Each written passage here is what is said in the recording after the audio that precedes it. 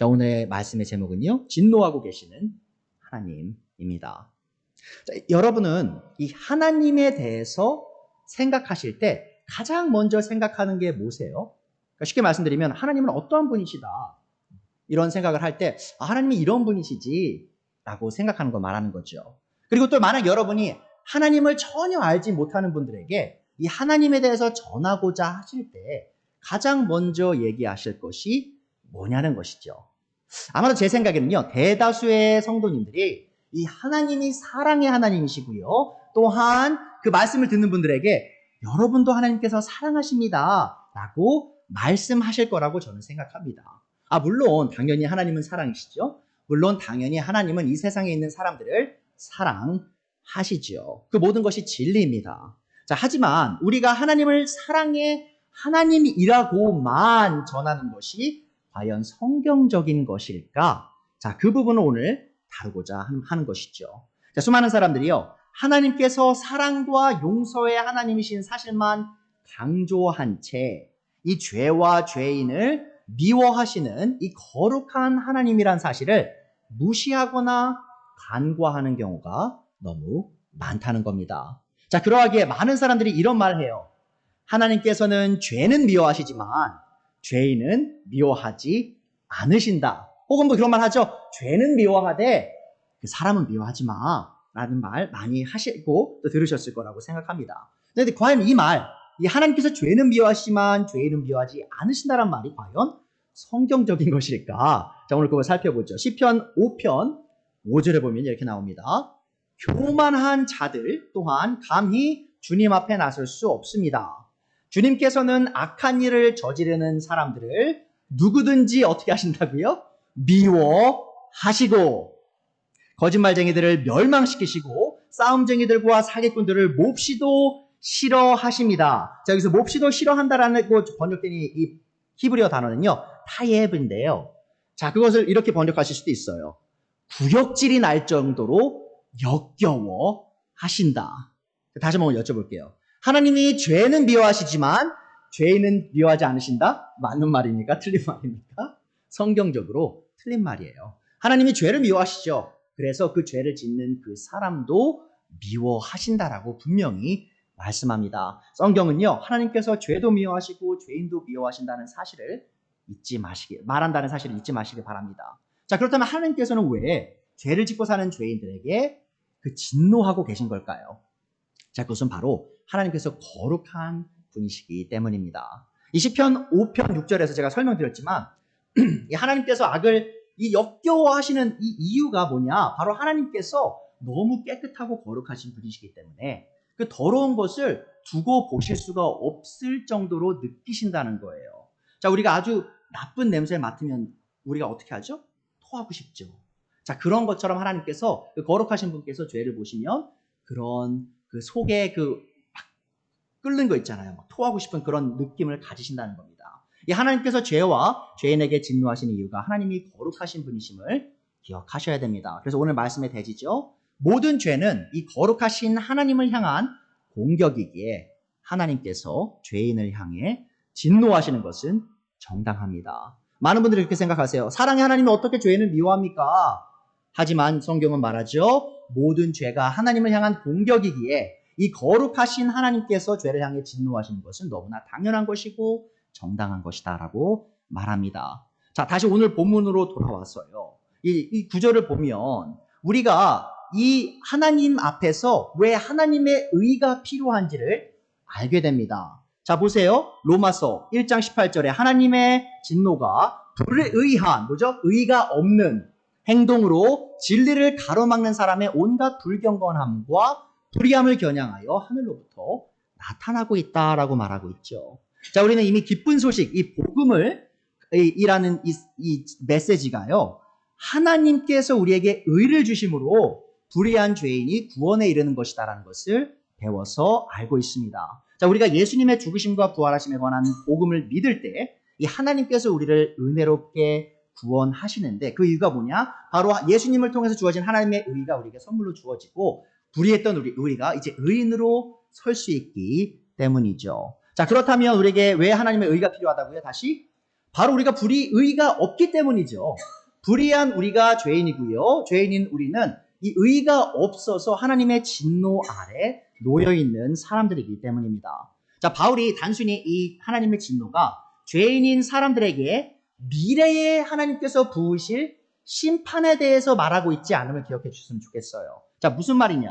지금 1장 18절 보시면요. 로마서 1장 18절. 이 하나님의 진노가 하늘로부터 나타난다라고 말하는 이 시제가요. 미래 시제가 아닙니다. 무슨 말이냐? 하나님의 진노가 훗날 심판의 날에 쏟아질 것이다. 그 의미가 아니에요. 지금 당장 죄를 짓는 모든 사람을 향하여 하나님께서 진노하고 계시다. 현재 시제가 사용되고 있습니다. 자, 그래서 요한복음 3장 36절도 말하죠. 아들을 믿는 사람에게는 영생이 있다. 바로 복음이에요. 하나님의 아들을 믿는 그 사람들이 영원한 생명을 얻죠. 하지만 아들에게 순종하지 않는 사람, 바로 죄를 짓는 사람이죠. 생명을 얻지 못하고 도리어 하나님의 진노를 산다. 다시 번역하면 하나님의 진노가 그들 위에 여전히 있다라고 현재 시제로 번역될 수 있습니다. 자, 우리가 죄인을 향한 하나님의 진노에 대해 얘기하면서 오해하지 말아야 될 것 한 가지가 있어요. 자, 무슨 말이냐? 이 하나님이 화내시는 것 있죠. 진노하시는 것. 그것은요, 죄인인 우리가 화를 내는 것과는 질적으로 차이가 있다는 겁니다. 자, 왜 그러냐? 자, 어떤 분들이 이렇게 생각해요. 하나님이 화나 계십니다. 하나님이 진노하십니다 하면요, 이런 생각하세요. 그러면 하나님은 연산군처럼, 네로처럼 폭군이시구나. 그냥 자기 멋대로 사람 죽이시고 멋대로 심판하시는 분이시구나라고 오해하는 경우가 있어요.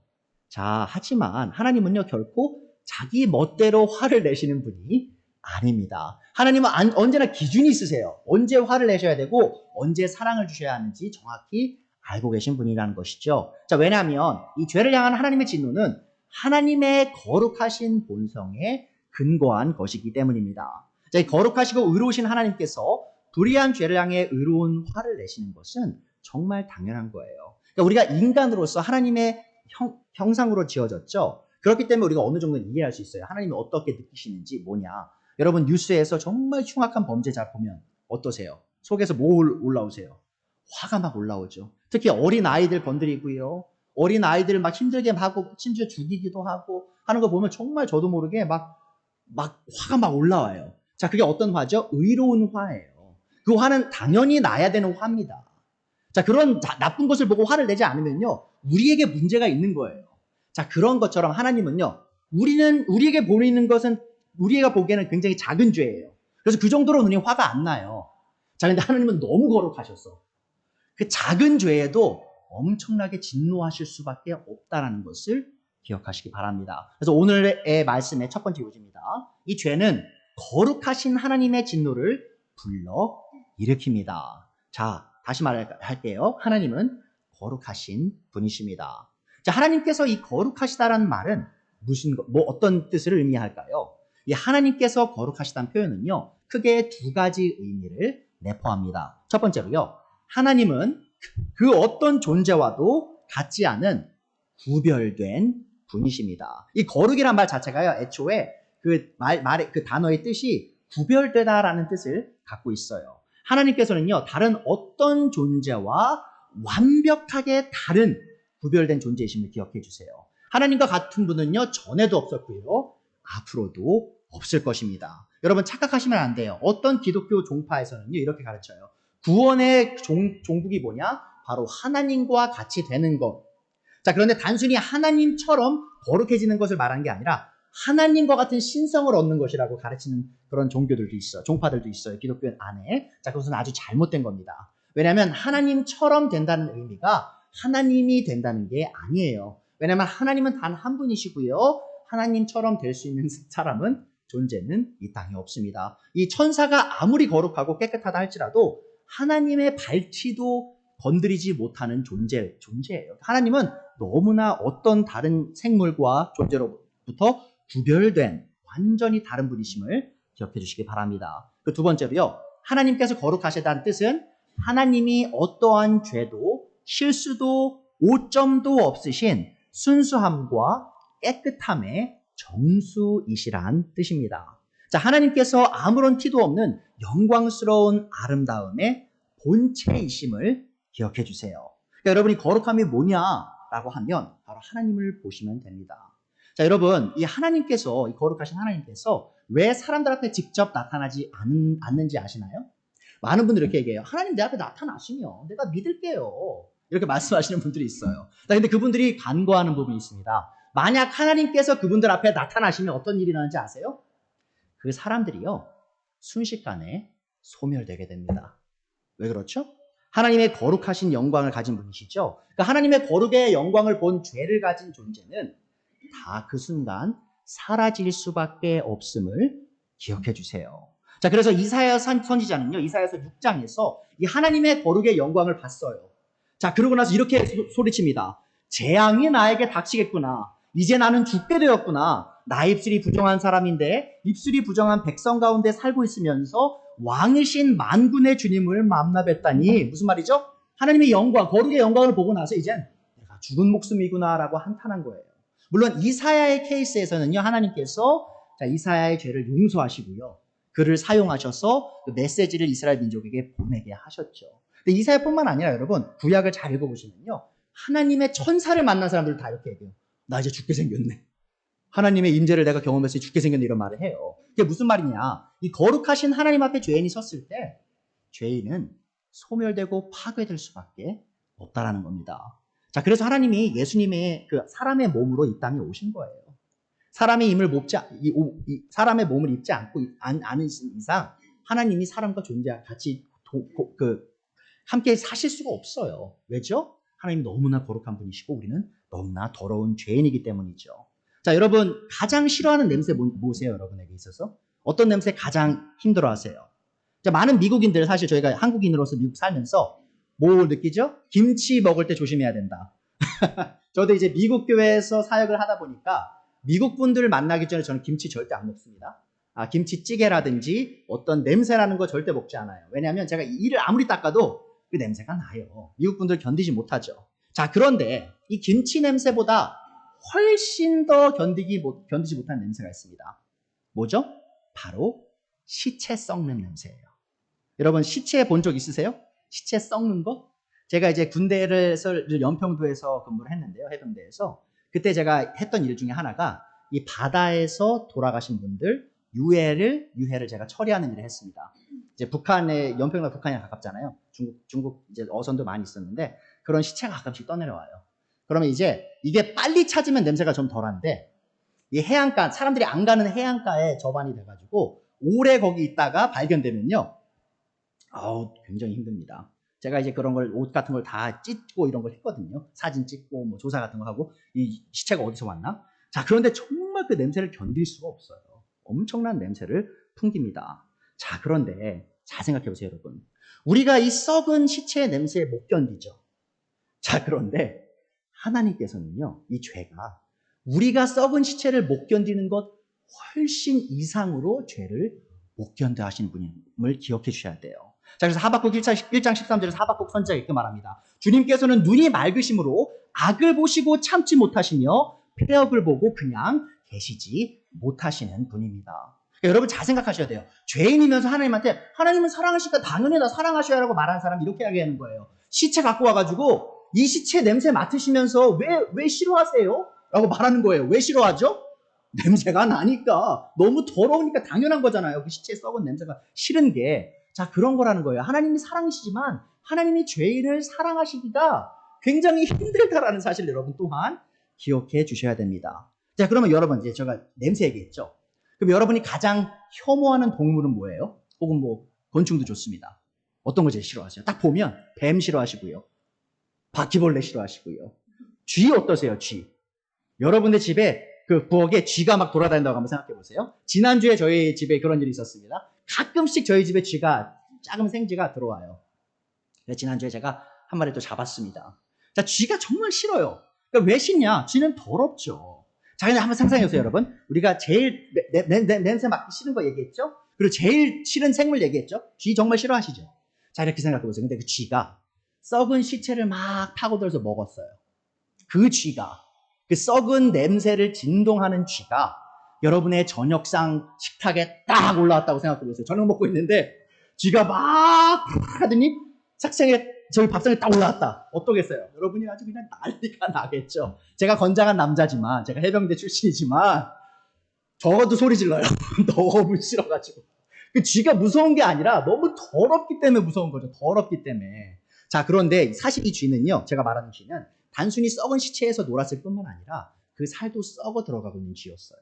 그러니까 감염이 된 거죠. 그 시체가 썩은 것들을 계속 몸에 묻다 보니까 자기 몸도 썩고 수많은 세균과 바이러스를 품고 있는 이 쥐가 우리 저녁상을 넘본다. 정말 생각하기도 싫은 것이죠. 자, 여러분 생각해 보십시오. 우리 죄인인 우리가 그 쥐를 볼 때 어떤 일을 할까요? 수단과 방법을 가리지 않고 그 쥐를 죽이겠죠. 없애겠죠. 자, 그러면 죄인인 인간이 그 더러운 쥐를 그렇게 다루는 것이 너무나 당연한 것이라면 생각해 보세요. 그 거룩하신 하나님께서 죄인인 우리를 다루시는 방식이 어떠해야 정당한 것이냐.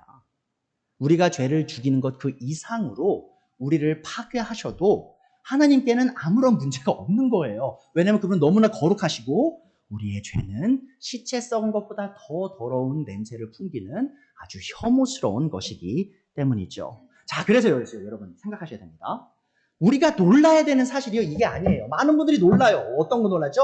하나님이 죄인을 지옥에 보내신다, 심판하신다, 그들에게 화가 나신다, 화를 내고 계신다 하면 놀래요, 사람들 막. 아이, 말도 안 되는 소리 하지 마세요. 사랑의 하나님이 왜 죄인 사랑하시지? 여러분, 그거 놀랄 게 아니에요. 그러니까 당연한 겁니다. 하나님이 죄를 향해 진노하시는 것은 너무나 당연한 거예요. 하지만 우리가 놀라야 될 사실이요, 다 따로 있어요. 뭐냐면 이겁니다. 그 거룩하신 하나님께서 그렇게 더러운 죄인인 우리를 보시고 그 진노를 당장 쏟아붓지 않으시는 게 그 사실이 놀라운 겁니다. 자, 그래서 우리 또 잊지 말아야 할 진리가 있죠. 하나님은 오래 참으시는 하나님이라는 거예요. 이 하나님의 거룩하신 본성에 대해 깊이 연구한 모든 사람들이요, 공통적으로 느끼는 그런 놀라움이 있습니다. 뭐라고요? 그것은 바로 이 구별되고 완벽하게 구별되시고 순수하신 거룩하신 하나님께서 인간의 죄를 당장에 심판하지 않으시고 오래 참고 계시다는 거예요. 여러분, 한번 생각해 보세요. 지금 이 땅에서 하나님을 욕되게 하는 사람들이 굉장히 많습니다. 대놓고 하나님이 없다라고 말하는 사람들이 있고요. 심지어 하나님을 저주하는 사람들도 있고요. 예수님을 우스갯거리로 만드는 사람들이 너무나 많아요. 여러분, 영화 한 편 보세요. 영화에서 예수님의 이름, Jesus, 그리고 Christ, 그분의 그 호칭, 그게 지금 어떻게 사용되죠? 영화들에서, 드라마에서? 사람들이 젠장이라는 그 표현, 욕하는 거 있죠? 그거를 예수님의 이름으로 사용을 해요. 여러분, 제가 그런 걸 볼 때마다 저는 그런 영화 최대한 안 보려고 노력합니다. 자, 그런데 그런 걸 볼 때 사람들이 그렇게 예수님의 이름을, 하나님의 이름을 헛되이 사용하면서 사용하는 사람들을 볼 때마다 제가 놀라는 게 뭔지 아세요? 아, 하나님께서 어떻게 저걸 다 참고 계실까? 저도 화가 나요, 그걸 들으면. 제 주인에 대해서 그렇게 말하는 사람 보면 제가 화가 나는데 하나님은 더 화나 계세요. 자, 그런데도 여전히 참고 계시다는 것이죠. 야, 하나님께서 지금 여전히 그들을 향해 진노를 나타내고 계시다라고 바울은 오늘 본문에서 말했습니다. 이 바울이 말하고 있는 현재 이 죄를 향해 계시된 하나님의 진노는 아직 인류 전체에게 부어지지 않았죠. 자, 사실 이 죄인인 우리가 죄를 짓는 그 순간 하나님께서 우리에게 이 진노의 심판과 형벌을 바로 내리셔도 죄인인 우리는 하나님께 아무런 할 말도 없을 겁니다. 그러니까 제가 개인적으로 이렇게 생각해요, 저는. 제가 여전히 숨쉬고 살아있다는 사실 자체가 기적이에요. 제가 그동안 함께 지은 죄가 너무나 많은데 그 죄들을 참아주시고 용서해주시고 지금까지 이끌고 오셨다는 사실 자체가 하나님이 얼마나 인내하시는 분이신지를 보여준다는 것이죠. 하나님께서 자비로우셔서 우리에게 이 죄에 해당하는 형벌을 내리시지 않고 오래 참고 계심을 기억해 주십시오. 자, 하지만 이 하나님께서 이 진노의 심판을 지금 당장 내리지 않는다는 의미가 이 죄가 하나님께 아무런 문제가 없다는 말이 아님을 또한 기억해 주세요. 자, 로마서 9장 22절입니다. 하나님께서 하신 일도 마찬가지입니다. 하나님께서 진노하심을 보이시고 권능을 알리시기를 원하시면서도 멸망받게 되어 있는 진노의 대상들에 대하여 꾸준히 참으시면서 너그럽게 대해 주십니다. 보세요. 진노의 대상을 어떻게 대하신다고요? 하나님께서 꾸준히 참으면서 너그럽게 대하고 계시다는 거예요. 이렇게 생각하세요, 여러분. 하나님을 저주하고 하나님을 우스갯거리로 만들고 하나님과 아무런 상관없이 사는 하나님의 창조물들이 하나님의 진노의 대상입니다. 자, 그분들이 숨을 쉴 그 한 번에 숨 쉬는 거 있죠? 그게 다 하나님의 너그러움이에요. 그들의 심장이 한 번 뛸 때 있죠? 그것이 다 하나님의 자비입니다. 하나님께서 지금 그 숨을 주시고요. 심장이 뛰게 해주고 계신 거예요. 그것이 그들을 향한 하나님의 사랑임을 여러분이 기억하셔야 됩니다. 이 하나님의 진노는 여전히 죄인을 향해 계시되고 있습니다. 자, 그리고요, 언젠가는 이 하나님의 진노의 뚝이 무너져 모든 죄인을 심판하실 거예요. 여러분, 후보댐 아시나요? 혹시 후보댐 가보신 분들 계시죠? 자, 후보댐 가면요, 어떻게 되죠? 사람이 턱이 뻥 떨어지죠. 사람이 만든 댐이 이렇게 클 수가. 자, 그게 애리조나와 이 네바다주 경계에 있는 댐인데, 이 댐이 정말 상상하기 어려울 정도로 큰 댐입니다. 자, 그런데 한번 그 댐에 홍수가 한번 났다고 생각해 보죠. 자, 그러면 그 댐이 물을 무한정으로 계속 담을 수 있나요? 물론 엄청나게 큰 댐이에요. 그래서 이 댐은요, 약 3,100억 톤의 물을 담을 수 있어요. 엄청나죠? 뭐 상상도 안 돼요. 3,100억 톤이 얼마인지도 상상이 안 되죠. 자, 그런데 엄청난 이 댐도요, 그런데 그 물을 방류하지 않고 계속 물을 담아두면요, 이 3,100톤 이상이 넘어갔을 때 어떤 일이 일어나죠? 이 뚝이, 댐이 다 넘어져서 그 물이 어떻게 될까요? 사람들이 사는 곳으로 다 쓸려가서 사람들을 다 죽이겠죠. 자, 홍수가 난 후보댐에 수위가 조금씩 상승하는 것처럼 이 죄인이 죄를 지으면 지을수록 그 죄인들을 향한 하나님의 진노의 수위가 점점 상승하고 있음을 기억해 주세요. 자, 그리고요, 이 후보댐에 3,100억 톤 이상의 물이 모여서 댐이 무너지는 것처럼 이 하나님의 진노의 댐이요, 무너질 날이 온다는 겁니다. 하나님이 그날을 이미 정하셨어요. 그날까지 하나님은 계속 참으실 겁니다. 자, 근데 참을 때 어떤 일이 일어나죠? 하나님의 진노의 수위는 계속해서 올라갑니다. 자, 그리고 그 수위가 어느 적정 시점을 넘었을 때 하나님의 진노의 뚝은 넘어져서, 그 댐은 무너져서 전 인류가 하나님의 진노의 심판을 경험하게 될 거란 겁니다. 자, 하나님께서 죄인에게 진노하시고 또 훗날 그들에게 진노 심판을 내리시는 것이 부당한 일이냐, 부당한 일이냐, 제가 그걸 여러분께 여쭙고 싶어요. 부당한 일인가요? 전혀 아닙니다. 자, 왜 그러냐? 로마서 2장 4절에 보세요. 아니면 하나님께서 인자하심을 베푸셔서 그대를 인도하여 회개하게 하신다는 것을 알지 못하고 오히려 하나님의 풍성하신 인자하심과 너그러우심과 오래 참으심을 업신여기는 것입니까? 여러분 보세요. 하나님이 오래 참으신다고 했죠? 자, 그 이유가 있습니다. 뭐냐? 회개하게 하시려고. 죄를 돌이키고 예수님을 믿고 하나님 앞에 나아오게 하시려고. 자, 그런데 사람들이 그거 콧방귀나 끼나요? 콧방귀도 안 끼죠. 그것을 하나님이 어떻게 여기시냐? 나를 업신여긴다라고 여기세요. 그리고 5절 보세요. 그대는 완고하여 회개할 마음이 없으니 하나님의 공정한 심판이 나타날 진노의 날에 자기가 받을 진노를 누가 쌓아 올리고 있다고요? 스스로 쌓아 올리고 있는 것입니다. 여러분, 오해하지 마세요. 우리가 받을 진노의 심판이 있죠? 하나님이 시작하신 게 아니에요. 우리의 죄가 하나님으로 하여금 그렇게 우리를 심판하시게 만들고 있다라고 지금 성경은 말합니다. 자, 이것을 우리가 기억해야 됩니다. 누구도 하나님의 심판이 부정하다라고 말할 수 없어요. 부당하다라고 말할 수 없습니다. 이 공의로우신 재판가신 하나님께서는 모든 사람이 행한 대로 정당한 심판을 내리실 거예요. 그래서 여러분, 심판의 날이에요. 사람들이 하나님 앞에 서서 사형이라는 선고를 받을 때요, 그 누구도 입을 열어서 하나님 그건 부당합니다라고 말할 수 있는 사람이 단 한 명도 없다라는 것이죠. 그래서 로마서 2장 6절에 계속 말하죠. 하나님께서는 각 사람에게 그가 행한 대로 갚아주실 것입니다. 참으면서 선한 일을 하여 영광과 존귀와 불멸의 것을 구하는 사람에게는 영원한 생명을 주시고 이기심에 사로잡혀서 진리를 거스르고 불의를 따르는 사람에게는 진노와 분노를 쏟으실 것입니다. 여러분, 사실 이 땅에서도요, 사형 받을 만한 사람이 사형 당할 때 저항하지 않고 받아들여야만 하는 거 아시죠? 사형수들이요, 마지막까지 발광 못해요. 자기가 잘못한 게 있고요. 물론 슬퍼는 하죠. 울 수는 있죠. 뭐 절규할 수는 있어요. 근데 그 사형을 거부할 수는 없잖아요. 왜냐면 자기가 죽을 만한 일을 했기 때문에. 여러분, 인간의 법도요, 그 사형 받을 만한 일을 하면 사형 받는 겁니다. 그거에 대해서 말할 사람이 없어요. 그 사형수 가족이 정부한테 가서 왜 우리 아들 죽였습니까? 왜 우리 딸 죽였습니까? 말할 수 없어요. 죽을 만 했으니까 죽은 거죠. 자, 그런데 하나님의 재판정에서 그 누가 이 하나님의 심판을 맞이하면서 하나님은 부당한 분이시다, 하나님은 잘못된 재판관이다라고 말할 수 있냐라는 겁니다. 다시 한번 말씀드립니다. 이 거룩하신 하나님께서 죄를 향해 진노하시는 것은 너무나 정당하고 당연한 것입니다. 하지만 그와 동시에 우리는 이 모든 죄가 하나님을 향한 공격이라는 사실을 또한 이해해야 돼요. 그래야 하나님이 왜 이 죄를 그렇게 싫어하시고 죄인에게 진노하시는구나를 알 수 있습니다. 오늘 두 번째 요지입니다. 이 죄는요, 하나님을 향한 공격임을 기억해 주세요. 자, 우리는 로마서 1장 18절을 통해 죄가 세 가지 방식으로 하나님을 공격함을 배울 수 있습니다. 첫 번째로요, 이 죄는 하나님의 위엄과 영광에 대적합니다. 자, 로마서 1장 18절 말하죠. 하나님의 진노가 불의한 행동으로 지를 가로막는 사람의 온갖 뭐라고요? 불경건함을 겨냥한다. 이 불경건함이라고 번역된 단어는요, 아세베이아라는 이 그리스어 단어입니다. 이 그리스어 단어는 이 하나님의 위엄과 영광을 대적하는 죄의 특성을 아주 잘 보여줍니다. 영어로 이제 ungodliness라고 이제 번역이 되기도 하는데요. 자, 그리스어 아세베이아의 반대어는요, 유세베이아예요. 자, 그런데 유세베이아가 어떤 걸 의미하냐? 하나님을 향한 공헌과 경외를 의미합니다. 하나님을 두려워하는 것 있죠.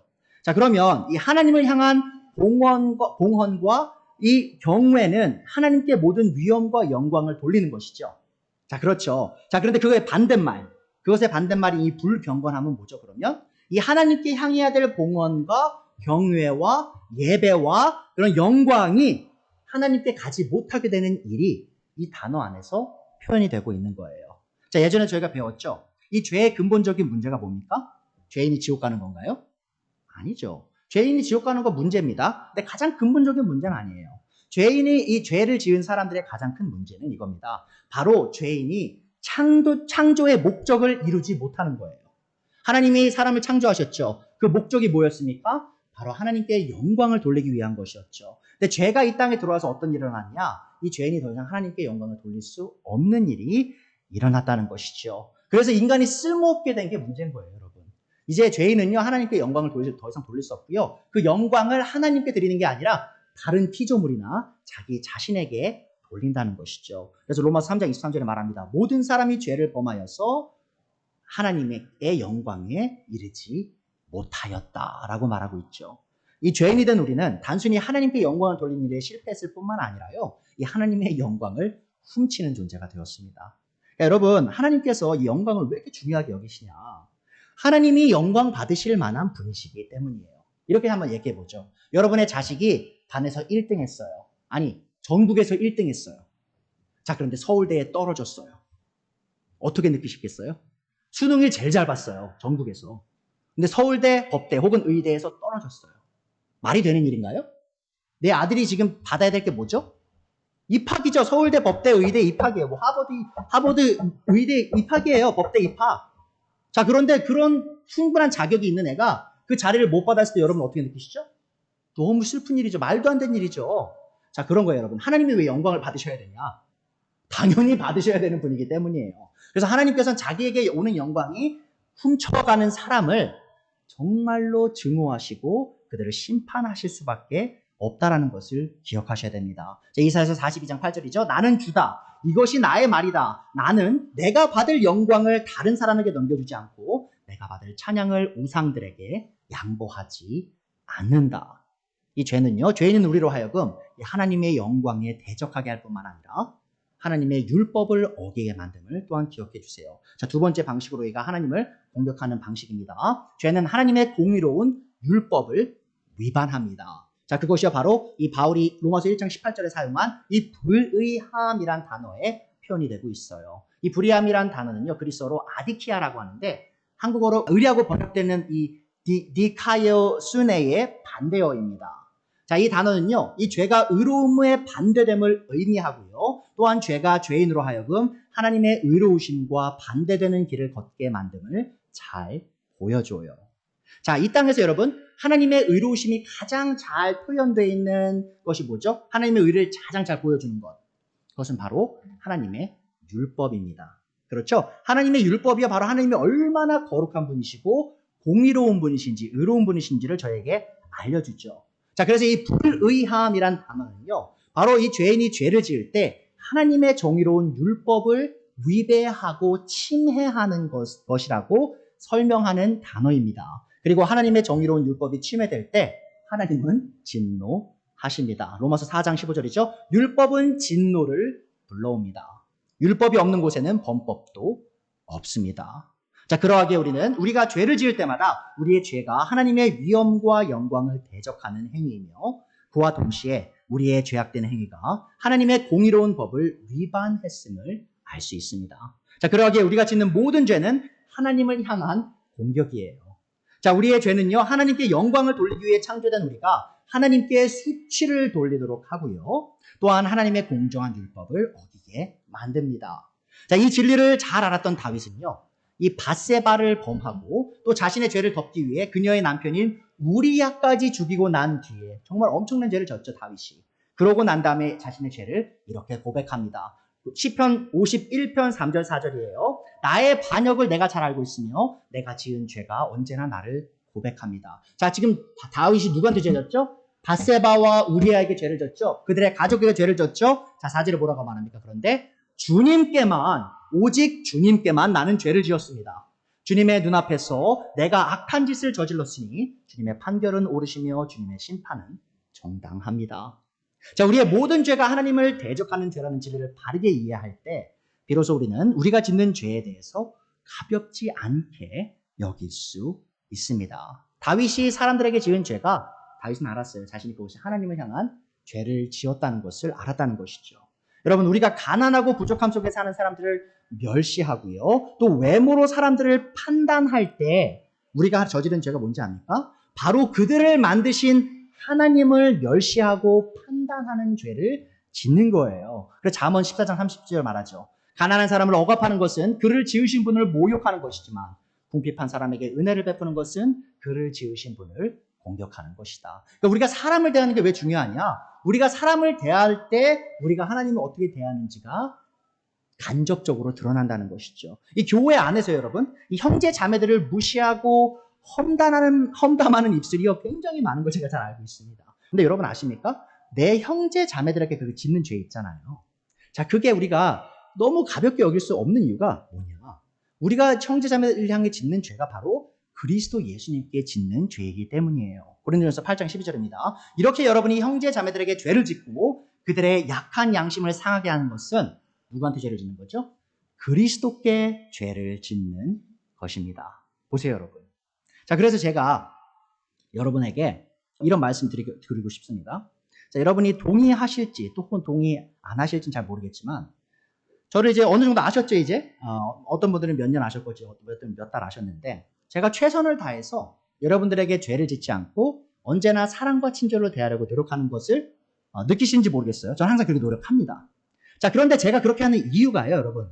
단순하게 나는 좋은 목사로 비춰지고 싶다라는 그런 원함 때문만은 아니에요. 물론 그런 원함이 있지만 근본적인 이유는 거기에 있지 않습니다. 제가 여러분에게 친절과 사랑으로 대하는 이유는요. 바로 제가 여러분을 예수님 대하듯 대해야 되기 때문이에요.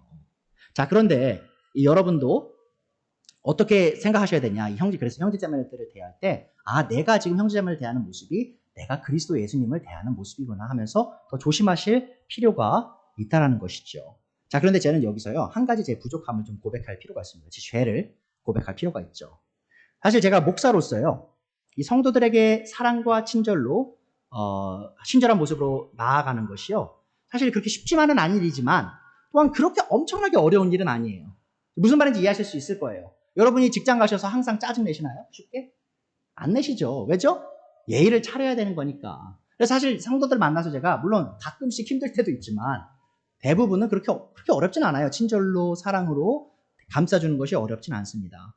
하지만 제가 목사로서요. 저도 위선의 죄를 지을 때가 있어요.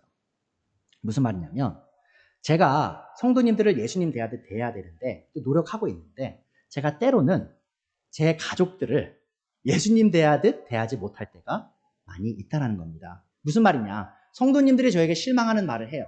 그런 행동을 해요. 그럼 저는 그분들을 탓하고 판단하고 그것에 대해 짜증내기 전에 그분들을 위해 먼저 기도해 줍니다. 가슴을 아파하고요. 자, 그런데 제 가족이 제 마음에 안 드는 행동을 하거나 말을 하거나 할 때, 실망스러운 행동을 할 때 제가 그것에 대해서 불쌍히 여기고 먼저 기도해 주기 전에 저도 모르게 그것에 대해서 짜증을 내고 화를 낼 때가 있다라는 것이죠. 자, 그런데 제가 있는 사실이 있어요. 제가 그런 죄를 지을 때. 뭐냐면 제가 제 아내를 향해, 제 부모님을 향해 혹은 제 자녀를 향해 그렇게 죄를 지으면 제가 그 동시에 하나님께 죄를 짓고 있다라는 것이죠. 그래서 이번 주에 제가 사실 오늘 말씀을 준비하면서 좀 울었습니다. 제가 하나님 앞에 너무 죄송해서 내가 아내를 대하는 모습이, 자녀를 대하는 모습이, 부모님을 대하는 모습이 항상 예수님을 대하는 모습은 아니었었구나 하면서 제 자신을 돌이켜봤는데, 여러분들도 그래서 기억해 주셔야 돼요. 여러분들이 배우자를 향해 그 가슴을 후벼 파는 그 말 있죠. 그 죄를 지으면 그 지금 누구한테 죄를 짓고 있는 거냐? 바로 하나님께 죄를 짓고 있는 거예요. 내 자녀를 그렇게 불쌍히 여겨야 되는데 답답해하고 남들과 다른 아들이랑 비교하고 하는 말들을 할 때 우리가 누구를 향해 죄를 짓는 거라고요? 바로 하나님을 향해 죄를 짓고 있는다는 것이죠. 우리가 이 사실을 기억할 때에야 우리가 죄 짓는 것이 너무나 두려운 일이라는 것을 참되게 인식할 수 있다는 것을 기억해 주시기 바랍니다. 자, 이렇듯요, 여러분, 죄는요, 하나님의 위엄과 영광을 대적하고 하나님의 정의로운 율법을 위배합니다. 자, 근데 마지막으로요, 이 죄가 하나님을 공격하는 방식이 하나 더 있습니다. 죄는요, 하나님의 진리를 억압합니다. 자, 로마서 1장 18절이죠. 하나님의 진노가 불의한 행동으로 진리를 가로막는 사람의 온갖 불경건함과 불의함을 겨냥하여 하늘로부터 나타나고 있다라고 말하고 있어요. 자, 우리 모두가 이 죄에 대해서 묵상하면서 잊지 말아야 될 진리는요, 이 죄가 언제나 하나님의 진리를 가로막고 억압한다는 거예요. 여기서 지금 이 가로막는다라고 이 번역된 이 그리스어는요, 카테고인데 이것은요, 세게 붙잡다라는 의미를 갖고 있습니다. 이 때로는요, 이 단어가 좋은 방식, 긍정적인 걸로 사용이 되기도 있어요. 뭐 하나님을 향해 붙잡는다, 뭐 좋은 것을 붙잡는다라고 사용될 수도 있지만, 근데 만약에 이게 지금 이 오늘의 컨텍스트에서는요, 나쁜 걸로 번역이 된 거예요. 뭐냐면 이 하나님의 진리를 꽉 잡아가지고 더 이상 그 진리가 앞으로 나아갈 수 없도록 정체시키는 그런 모습을 보여주는 겁니다. 근데 사실은요, 오늘 이 진리를 막는다는 것에 대한 그 진리는요, 저희가 다음 시간에 배울 거예요. 그러면 하나님의 진리를 막는 것이 무슨 의미이고, 또한 이 하나님의 진리를 막는 사람의 세 가지 특징이 있는데, 그것이 무엇인지는 저희가 다음 주에 배우겠지만, 여러분들이 기억하셔야 되는 게 뭐냐면, 이 죄라는 것이 하나님이 왜 진노하시냐, 바로 자신의 진리를 항상 억압하는 그런 행동이기 때문임을 기억해 주세요. 자, 그래서 여러분 이제 죄의 심각성 아시겠죠? 이 죄가 우리가 너무 가볍게 여기지 말아야 될 게 왜 그러신 것인가? 우리가 그냥 말하는 것 한마디 실수하고 어떤 뭐 행동 잘못하고 나서 우리가 쉽게 이렇게 얘기하잖아요. 아유, 미안해, 실수했어. 근데 이게 실수인가요, 정말? 그냥 미안해, 실수했어 하고 넘어갈 일인가요? 아니죠. 내가 죄를 졌다라고 고백해야 돼요. 하나님 앞에, 하나님, 제가 하나님을 향해 죄를 졌습니다. 자, 그리고 이 하나님을 믿지 않는 사람들이 왜 하나님의 진노의 아래에 있을 수밖에 없는지 이제 좀 이해할 수 있을 거라고 제가 생각을 합니다. 자, 그래서 여러분들이 이 세상 사람들이 이렇게 얘기할 때 있죠. 하나님은 사랑과 용서의 하나님이니까 모든 죄도 그냥 다 당연히 용서해 주셔야지라고 생각하는 게 틀렸다는 것을 기억해 주시고요. 하나님이 거룩하시기에 죄인들을 미워하실 수밖에 없다는 사실을 기억해 주시면 좋겠습니다. 오늘 말씀에 대해 말씀드리고 마치도록 하겠습니다. 모든 죄는 이 거룩하신 하나님을 향한 공격이기에 하나님께서 죄인을 향해 진노하신 것은 너무나 정당하고 당연한 것입니다.